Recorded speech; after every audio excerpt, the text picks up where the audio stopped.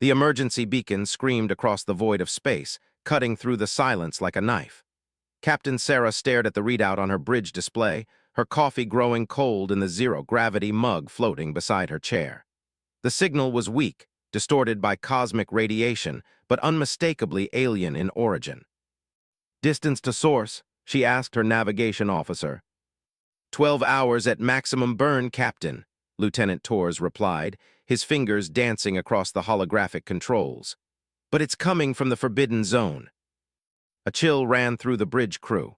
The Forbidden Zone was exactly what it sounded like, a region of space that the Galactic Council had declared off-limits to all sentient species 3 years ago. The official reason was dangerous spatial anomalies, but everyone knew the real story. It was where they had made their last stand. There were nightmare fuel made real.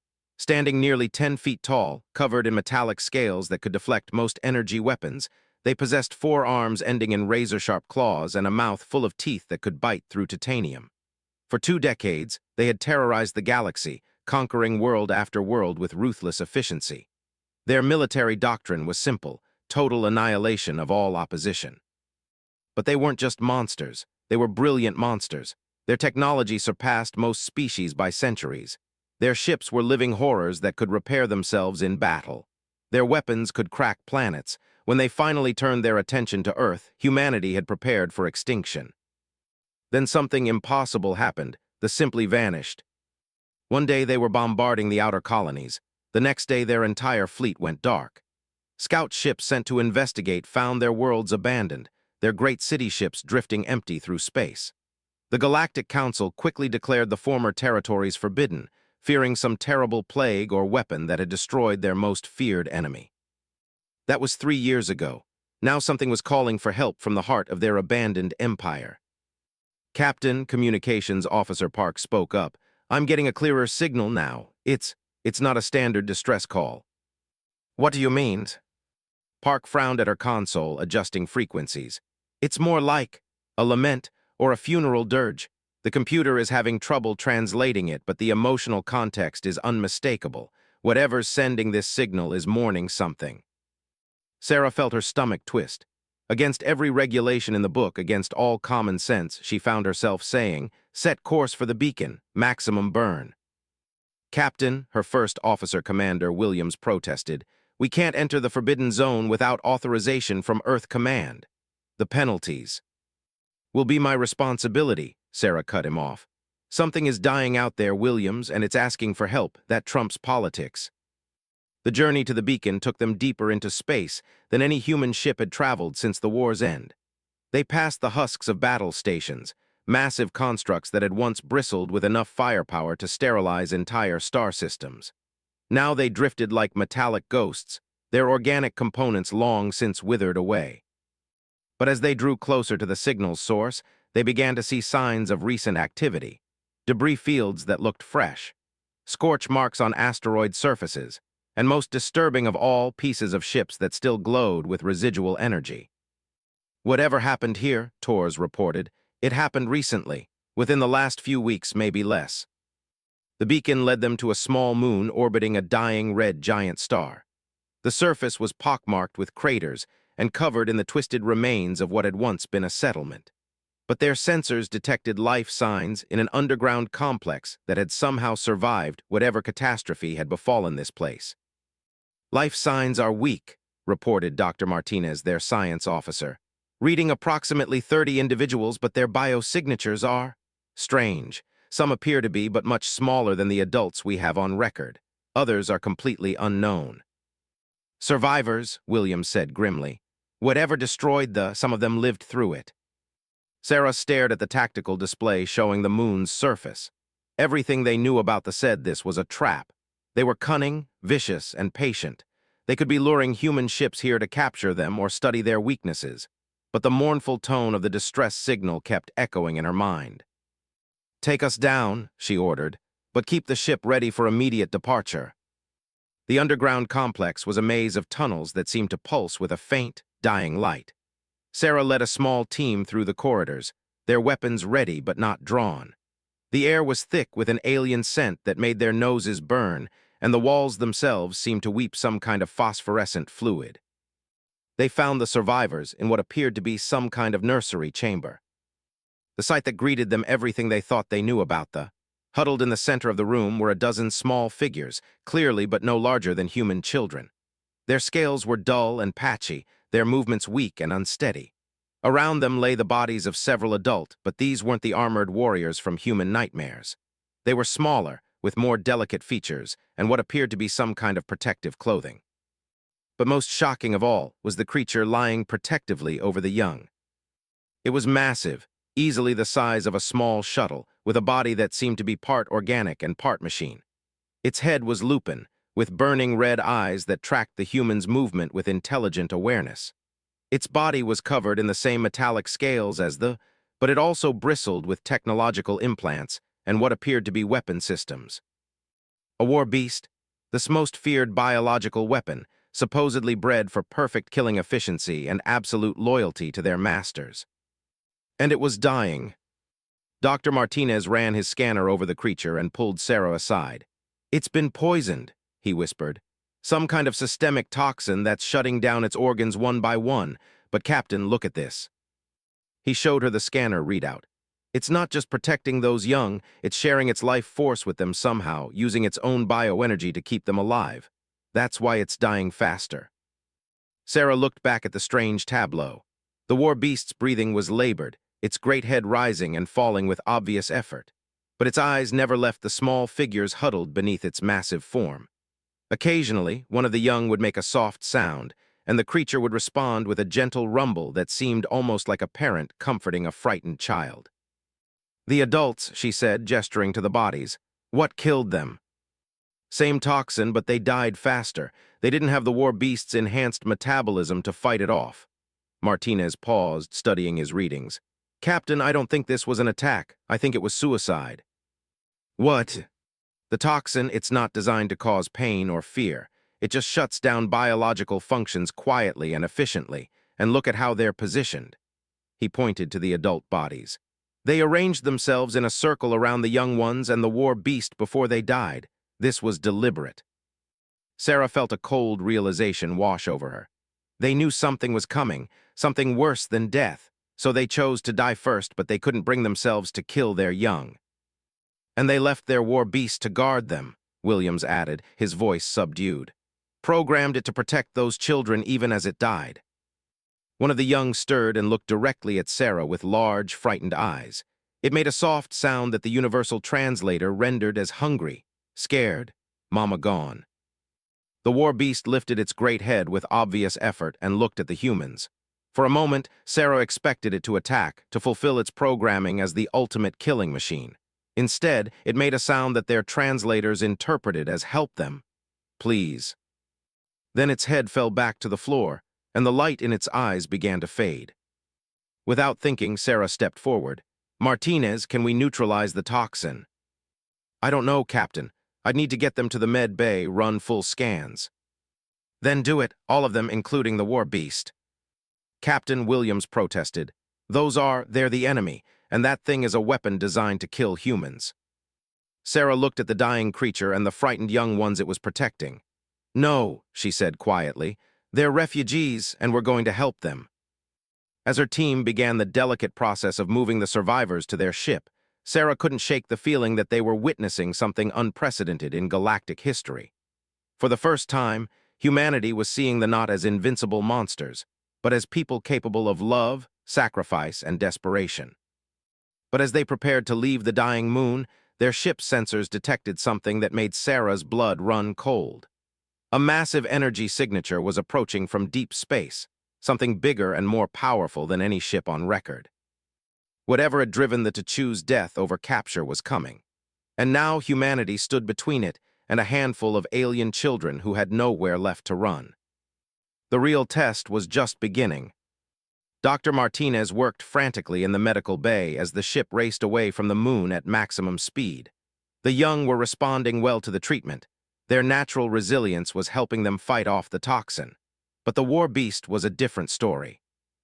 "It's too far gone," Martinez reported to Sarah as she stood over the massive creature. "The toxin has damaged too many of its systems, but Captain, I'm finding something incredible in its neural structure." What kind of something? Memories, experiences. This isn't just a mindless weapon. It has genuine emotional attachments to those young ones. It remembers caring for them, playing with them, teaching them. Whatever they did when they created these creatures, they didn't just make killers. They made guardians. The war beast's eyes flickered open and focused on Sarah with visible effort. When it spoke, its voice was barely a whisper that the ship's translators could barely process. Little one's safe. Yes, Sarah said softly, they're safe. Good, the creature's breathing became more labored. Humans, you protect them, way, not always right way, maybe, human way better. Sarah felt tears she didn't expect welling up in her eyes. We'll protect them, I promise. The war beast made a sound that might have been relief. Tell them, loved them, tell them, parents loved them, died to keep them, free. Free from what? Sarah asked urgently. What were you running from? But the light was already fading from the creature's eyes. With its last breath, it managed one final word, devourers. Then the war beast that had sacrificed everything to protect alien children was gone. On the bridge, Lieutenant Torres was tracking the pursuing energy signature with growing alarm. Captain, whatever's following us is gaining fast, and it's massive, easily 10 times the size of a dreadnought. Sarah stared at the display, her mind racing. They had been the galaxy's most feared predators for 2 decades. What could be so terrible that they would choose extinction over facing it? She was about to find out. In the medical bay, the young huddled together, their large eyes filled with a terror that transcended species barriers. The oldest of them, barely the size of a human teenager, looked up at Sarah with desperate hope. Devourers come, it whispered in halting standard. Always come, always hungry, we hide, but they find, they always find. Sarah knelt beside the young alien, her mind struggling to process the implications. Who are the devourers? Old ones older than stars, they eat everything, worlds, people, hope. The young shuddered. Fight galaxy to make strong, strong enough fight devourers, but not strong enough, never strong enough. The pieces suddenly clicked into place in Sarah's mind. This relentless conquest, their seemingly senseless cruelty, their advanced technology, it had all been preparation for a war against something even worse. They hadn't been the galaxy's ultimate predators. They had been its desperate defenders. And they had lost. Now the devourers were coming, and all that stood between them and the galaxy was one human ship carrying the last remnants of their former enemy's children. Sarah activated the ship's communication system. This is Captain to Earth Command. Priority Alpha emergency transmission. She paused, looking at the young who were depending on her, thinking of sacrifice, considering the approaching horror that had driven the galaxy's most feared warriors to extinction. We have refugees aboard, and we're about to make first contact with something that makes the look like house cats. Recommend immediate mobilization of all available fleets to the Forbidden Zone. She closed the channel and turned to Williams. How long until that thing catches us? 6 hours, Captain, maybe less. Sarah nodded grimly. 6 hours to figure out how to protect not just these alien children, but potentially every living being in the galaxy. Humanity was about to face its greatest test, but this time they wouldn't be facing it alone. They had allies now scared, young, and grieving, but allies nonetheless. And sometimes, Sarah thought as she watched the young comforting each other in their time of terror, that made all the difference. The emergency session of Earth Command lasted exactly 17 minutes. Captain had transmitted everything, the war beast's sacrifice, the young survivors, and most importantly, the approaching threat that had driven the galaxy's most feared warriors to extinction. Admiral, a veteran of the conflicts, stared at the tactical display with growing horror. You're telling me they were the good guys? He asked, his voice strained. Not good, Sarah corrected via the communication link. Desperate. They conquered the galaxy to build an army strong enough to fight something worse. They failed, and now that something is coming for what's left. Fleet Admiral Harrison, Earth's highest military authority, leaned forward. Captain, you have 17 alien children aboard your vessel, and you're being pursued by an unknown hostile force. We're mobilizing everything we have, but it will take days to reach you. Understood, sir, but there's something else.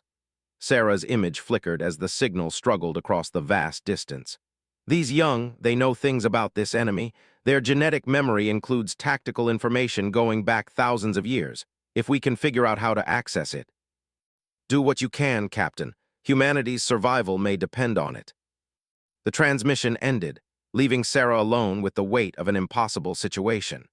In the medical bay, Dr. Martinez was working with the eldest of the young, a female named who appeared to be roughly equivalent to a human teenager.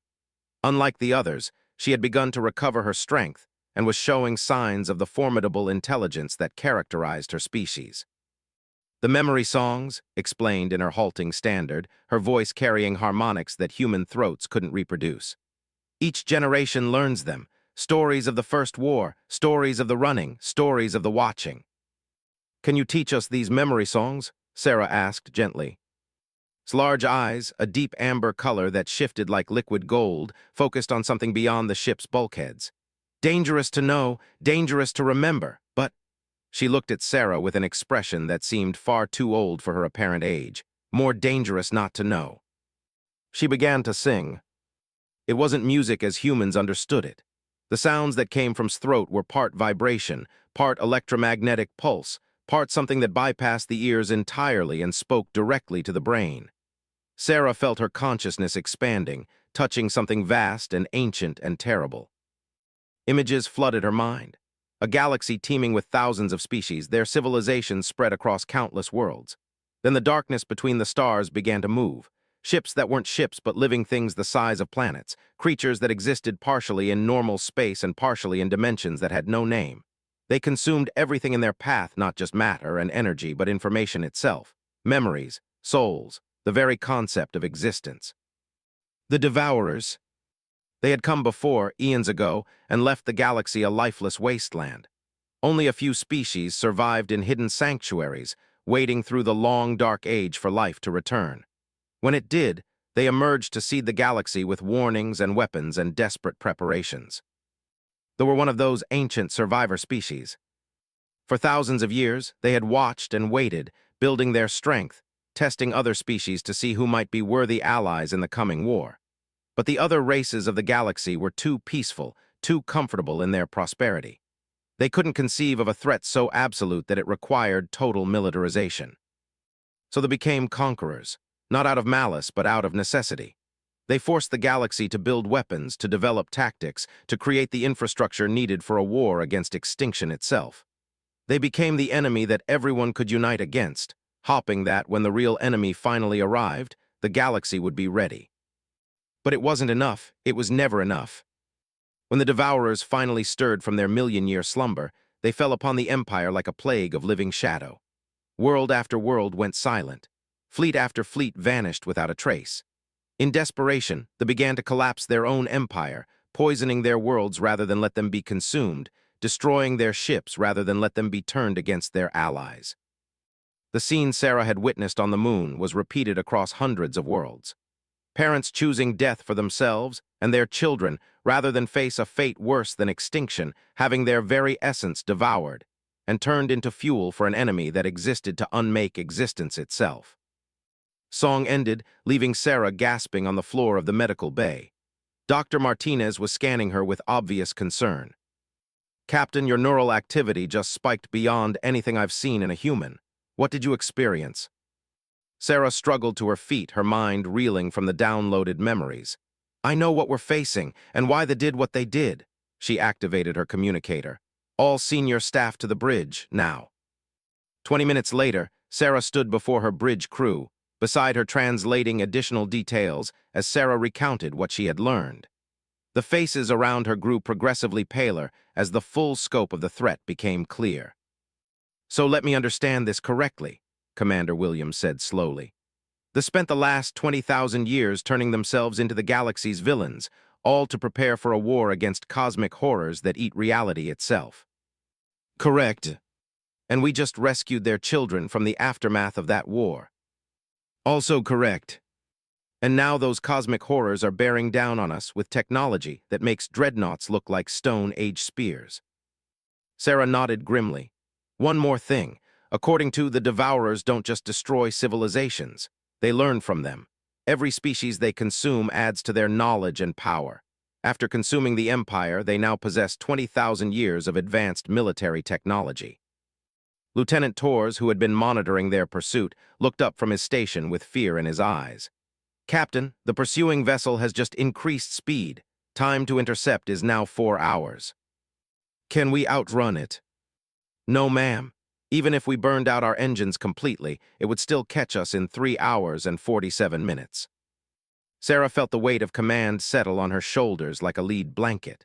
She was responsible not just for her crew, but for 12 young aliens who might be the last survivors of their species. And beyond that, she might be the only person in the galaxy who understood what was coming for all of them. She said, turning to the young, "In all your memory songs, is there anything about defeating the Devourers, any way to fight them?" Was quiet for a long moment, her amber eyes unfocused as she searched through genetic memories spanning. "One thing," she said finally, "not victory, never victory, but denial." Denial.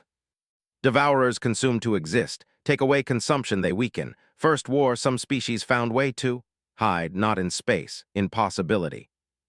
Dr. Martinez frowned. Possibility. Struggled with the translation.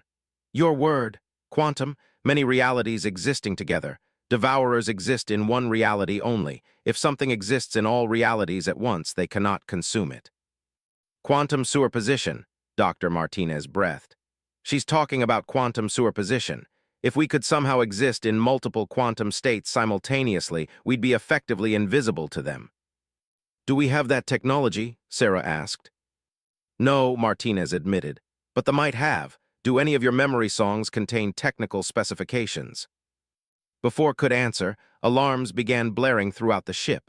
Lieutenant Torres was staring at his instruments in disbelief. Captain, I'm reading multiple contacts dropping out of hyperspace. Distance? My God, they're everywhere. On the main screen, points of light began appearing throughout the star system. Not the clean, geometric forms of conventional spacecraft, but organic shapes that seemed to twist and writhe as they moved through space. Each one was massive, easily the size of a space station, and they moved with a fluid grace that suggested they were alive. How many? Sarah asked, though she dreaded the answer. Scanning, Captain, I'm reading over 200 contacts, and they're all converging on our position. Sarah felt her stomach drop. 200 Devourer ships was enough to sterilize entire star systems. What hope did one human vessel have against such overwhelming force? But as she watched the alien fleet deploy into what was clearly an attack formation, she noticed something odd. The ships weren't just surrounding them, they were surrounding something else. A massive distortion in space that her sensors couldn't quite identify. Torres, what's that spatial anomaly? Unknown, Captain, it's like empty space but wrong somehow. My instruments can't get a solid reading on it. Suddenly stiffened beside her, her amber eyes wide with terror. No, she whispered, not ships, not all ships. What do you mean? Memory Song speaks of the hunger and darkness, the one that leads, the one that thinks, pointed at the spatial distortion with a trembling hand. That is not space, that is the hunger itself. As if responding to her words, the distortion began to shift and change. Gradually, impossibly, a shape began to emerge from what had appeared to be empty space. It was vast beyond comprehension, stretching across thousands of kilometers, its surface a writhing mass of what looked like living shadow. As it moved, space itself seemed to bend around it, creating waves of distortion that made the stars flicker and dance. Dear God, Commander Williams whispered, what is that thing? This said, her voice barely audible. First of the Devourers, oldest, hungriest, it ate the heart of the Empire, consumed our greatest warriors, turned our weapons against us. Sarah watched in fascination and terror as the massive entity completed its transition into normal space. It was beautiful in a horrible way, like watching a work of art designed by madness itself.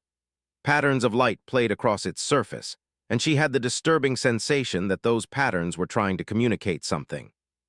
Captain, Dr. Martinez called out from his station.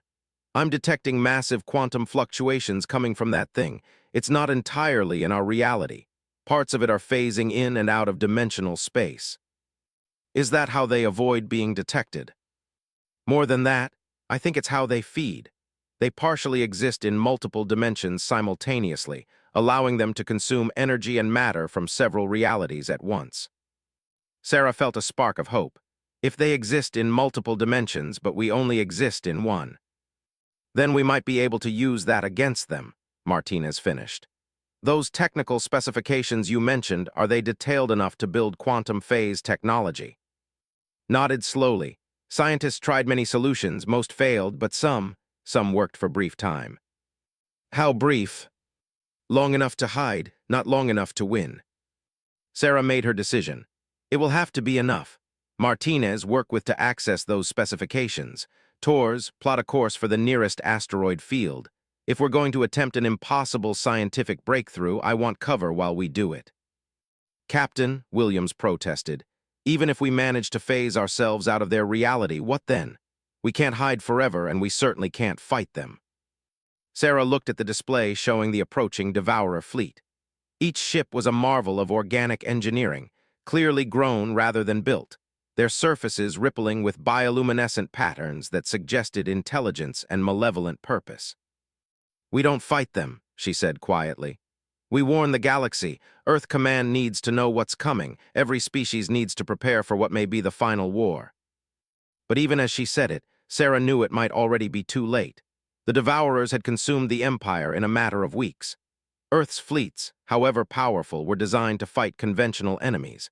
Against entities that existed partially outside of reality itself, humanity's weapons might prove as useless as stones against a hurricane. This attention suddenly fixed on their ship with terrifying intensity.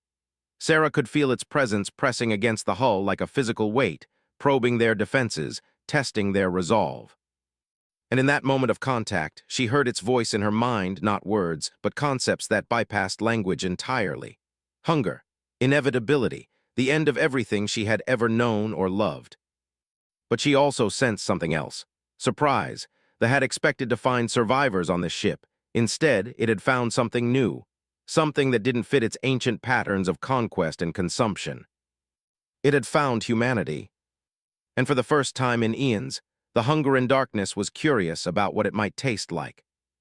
The real battle was about to begin, and Sarah realized with crystal clarity that the fate of every living being in the galaxy now rested in the hands of one human crew and 12 alien children who carried the memories of a civilization's last desperate gamble for survival. Time was running out, but perhaps, just perhaps, it would be enough. The asteroid field provided minimal cover, but it was better than open space. Captain watched through the viewport as her crew worked frantically to implement the quantum phase technology that had pulled from her genetic memories. The young stood beside Dr. Martinez, her amber eyes glowing as she sang technical specifications in the harmonic language of her people. The resonance frequency needs to be precisely 47.3, Martinez reported, sweat beading on his forehead. Any deviation and we'll tear ourselves apart at the molecular level. How long do we need to complete the modifications? Sarah asked. Minimum 2 hours, Captain, but these systems were never designed for this kind of quantum manipulation. We're essentially rebuilding our ship's entire energy matrix on the fly. Through the bridge speakers, they could hear the other young in the medical bay, their voices joining in an eerie harmony that seemed to resonate through the ship's hull itself. The sound was hauntingly beautiful, but Sarah could hear the desperation underlying the melody. They're singing the song of ending, explained during a brief pause in her technical recitation. The last song our parents taught us before they chose silence over slavery. Lieutenant Torres looked up from his sensor array, his face pale. Captain, the Devourer fleet has entered the asteroid field. They're moving slowly, methodically searching every rock. At their current rate, they'll reach us in 90 minutes. Sarah felt her heart sink. Even if Martinez could complete the modifications in time, they would need to test the system, calibrate it, and hope it worked on the first try. One mistake would mean not just death, but something far worse, having their consciousness devoured and turned into fuel for entities that existed to unmake reality itself. There's something else, Torres continued. I'm detecting strange readings from some of the asteroids the Devourers have already passed. It's like they're not there anymore, not destroyed, not vaporized, just not there. Dr. Martinez paused in his work. They're consuming the asteroids. Nodded gravely. Devourers eat everything. Matter, energy, information, even the memory that something existed. When they finish with Galaxy, it will be as if Galaxy never was. Sarah watched the tactical display as green blips representing Devourer ships moved inexorably through the asteroid field. Each time they encountered an asteroid, the rock would simply vanish from sensors without any energy release or debris field. It was as if the universe was being quietly edited, one piece at a time. But there was something else that caught her attention. The way the ships moved wasn't entirely random. They were following some kind of pattern, almost like they were performing a ritual. She said suddenly, "The memory songs you carry, do they include information about devourer behavior, how they hunt?" The young tilted her head, accessing genetic memories that spanned. Yes, devourers do not simply consume, they taste first, learn, understand what they destroy makes consumption more complete. So they're studying us while they hunt us. Always, they learn from each species. Memories say devourers now know every military strategy ever conceived by our people, every weapon, every defense.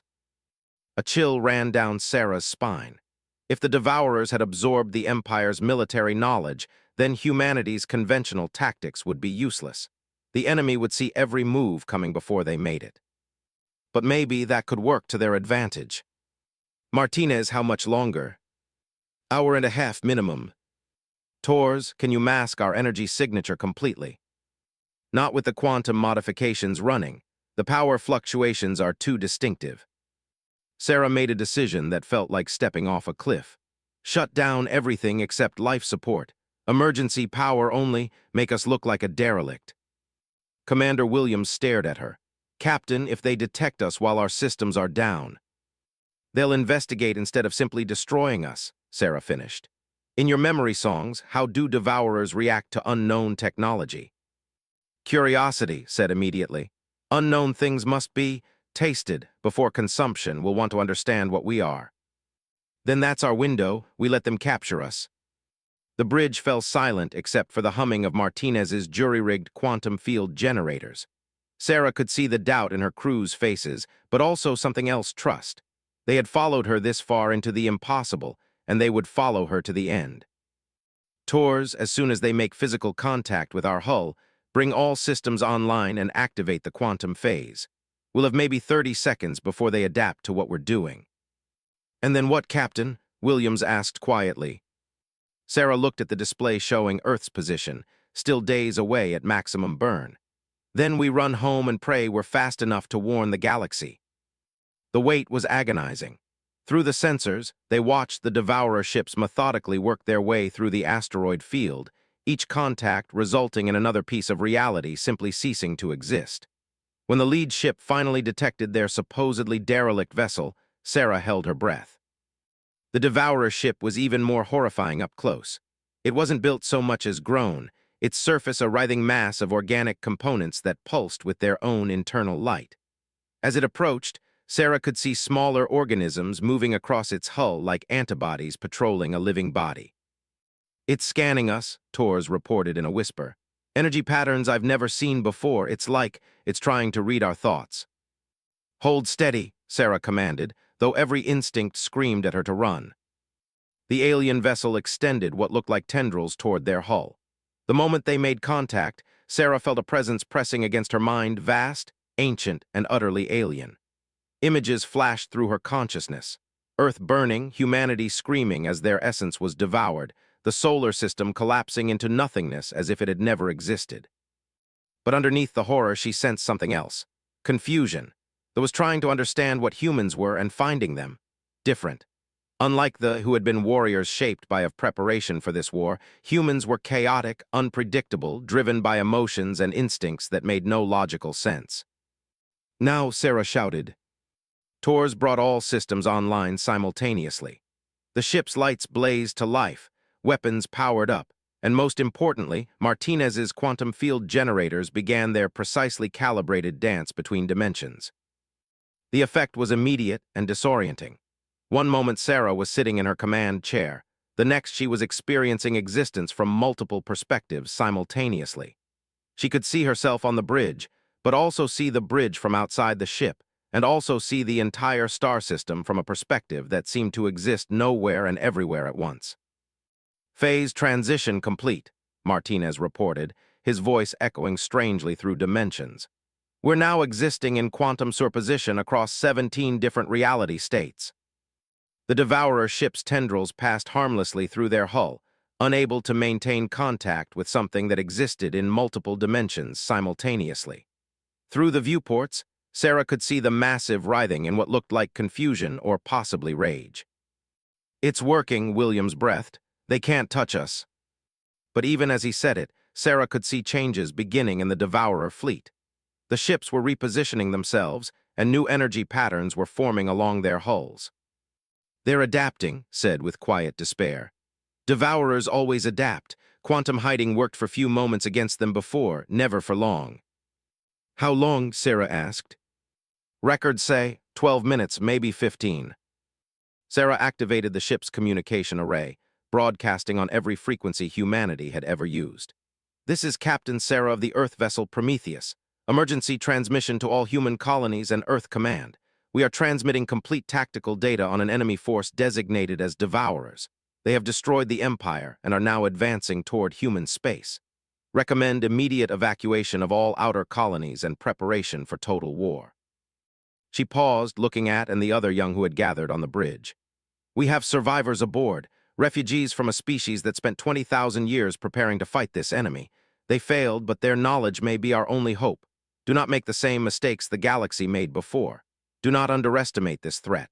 They are not invaders seeking conquest. They are cosmic predators seeking the complete elimination of all existence." The transmission complete, Sarah turned to her crew. "Plot a course for Earth. Maximum burn. We need to stay ahead of them long enough for the warning to reach home." But as Prometheus leaped to faster-than-light speed, the Devourer fleet kept pace effortlessly. Worse, Sarah could see reality beginning to fray around their quantum field as the enemy learned to adapt to their defensive technology. "Field destabilization in 3 minutes, Martinez reported. "They're somehow learning to exist in multiple dimensions simultaneously." Sarah watched the pursuing fleet with growing dread. But as she studied their formation, she noticed something that gave her a desperate idea. "In all your memory songs, did they ever try to communicate with the Devourers? Try to understand what they want?" "Many times, always same answer. Hunger, always hunger. Devourers exist to consume existence itself." "But what if that's not entirely true?" Sarah said, her mind racing. "What if the hunger isn't their purpose, but their prison?" She called up the tactical data they had gathered on the patterns of energy flowing across its surface, the way it had reacted to discovering humans instead of, the strange sense of curiosity she had felt during their brief mental contact. "Martinez, can you analyze the quantum signatures of the pursuing fleet? I want to know if they're truly native to this dimension or if they're somehow displaced." "Scanning. Captain, this is incredible. They're not from our reality at all. They're from a dimension where entropy runs backwards, where the natural state is nothingness rather than existence. They literally can't survive here without constantly consuming energy and matter." Sarah felt the pieces clicking into place. "They're not invaders, they're refugees. Their home dimension is dying, so they're trying to survive by consuming ours." "That doesn't make them less dangerous," Williams pointed out. "No, but it might make them desperate enough to listen to reason." Sarah opened a communication channel to the unknown entity. "This is Captain Sarah representing the species called humanity. I believe we may have something to offer each other." The response came not as words, but as images and emotions that bypassed language entirely. Hunger so vast it encompassed galaxies. Desperation that had lasted eons. The slow death of an entire dimension and the exodus of its final survivors into a reality where they could only exist by destroying everything they touched. But underneath it all, Sarah sensed something she hadn't expected: loneliness. The Devourers had been alone in their dying dimension for millions of years, and they were alone now in ours as well. "We understand extinction," Sarah continued. "Humans know what it means to face impossible odds, but we also know something else, that survival sometimes requires cooperation instead of consumption." This attention focused on her with laser intensity, and Sarah felt her consciousness being examined from every possible angle. The entity was learning about humanity through her memories, experiencing human concepts like compassion, sacrifice, and hope. "We can't give you our dimension," Sarah said, "but maybe we can help you find another way to survive." The young with us carry genetic memories going back millions of years. They might know of other dimensions, other possibilities. The pursuing fleet suddenly slowed, and Sarah realized the quantum field around their ship had stabilized. The Devourers had stopped trying to break through their defenses. "Are they listening?" Martinez asked in amazement. "I think so. Do your memory songs contain information about other dimensions, other realities where the Devourers might be able to exist without consuming everything?" Closed her eyes, accessing memories that stretched back to the dawn of galactic civilization. "Yes," she said finally. "The first builders spoke of places between places, dimensions where thought becomes reality, where entropy serves existence instead of opposing it." Sarah felt a surge of hope. "Can you share that information with them?" "Dangerous," warned. "If Devourers learn to enter thought dimensions, they could consume possibility itself. But if they can find a home there, they might leave our reality alone." It was the ultimate gamble. Sarah was betting the existence of everything on the possibility that cosmic predators might choose mercy over hunger. Began to sing again, but this time her voice was joined by something else, a harmonic resonance from the itself. The massive entity was learning the memory songs, absorbing information about realities where existence followed different rules. The process took hours. During that time, the Devourer fleet held position around them, no longer hunting but waiting. Sarah could feel this attention shifting as it explored the possibilities had revealed. Finally, the singing stopped, the space around them filled with a sound that might have been the cosmic equivalent of contemplation. Then, impossibly, the spoke in words their translators could process. "Gift, unexpected, understanding, new path possible." The massive entity began to change, its form shifting and flowing as it prepared for transition to a different kind of reality entirely. One by one, the other Devourer ships followed suit, their organic hulls reconfiguring for existence in dimensions that followed the rules of thought rather than physics. "Will they be back?" Sarah asked the void. "Unknown," came the reply, "but gratitude, humans, unexpected, gift of possibility, remembered." And then they were gone, not destroyed or hidden, but simply elsewhere. The space they had occupied was empty in a way that suggested they had never been there at all. Sarah slumped in her command chair, exhaustion hitting her like a physical blow. Around her, the bridge crew was slowly coming to terms with what they had just witnessed. "Captain," Torres said quietly, "I'm not reading any Devourer signatures anywhere in the system. They're really gone." "For now," Sarah replied. "But we need to make sure the galaxy is ready if they ever come back, and we need to take care of our passengers." She looked at and the other young, who had been watching the proceedings with expressions that seemed to mix hope with ancient sorrow. "What will happen to us?" asked. "We are last of our kind, no worlds, no people, no future." Sarah stood and walked over to the young alien, placing a gentle hand on her shoulder. "You're not the last of anything. You're the first to see a galaxy at peace, the first to grow up without the shadow of the Devourers hanging over everything." She activated the ship's communication system one more time. "This is Captain to Earth Command. The immediate threat has been neutralized through diplomatic contact. We are returning with 12 refugees who will need our protection and assistance. They carry the accumulated knowledge of one of the galaxy's most advanced civilizations, and they've just helped save every living being in the universe." She paused, looking at with a smile. "Request permission to offer them citizenship and a home among humanity. We have a lot to learn from each other." As Prometheus set course for Earth, Sarah reflected on the events that had brought them to this moment. Humanity had first encountered thee as enemies, then as refugees, and finally as allies in a confrontation that could have ended all existence. Sacrifice had saved these young lives. The young's knowledge had provided the key to survival, and humanity's willingness to show compassion to former enemies had opened a path to peace that no one had thought possible. The galaxy would rebuild, stronger than before and wiser. The children would grow up in a universe free from the shadow of ancient terrors. And somewhere in dimensions that operated on the rules of thought and possibility, the Devourers had found a new kind of existence that didn't require the consumption of everything they touched. It wasn't the ending anyone had expected, but it was the ending that proved something fundamental about the nature of existence itself. That sometimes the greatest victories come not from destroying your enemies, but from understanding them. And sometimes, the most unlikely allies are the ones who make all the difference. In the medical bay, the young gathered around the viewport, watching the stars stream past as their ship carried them toward a new home.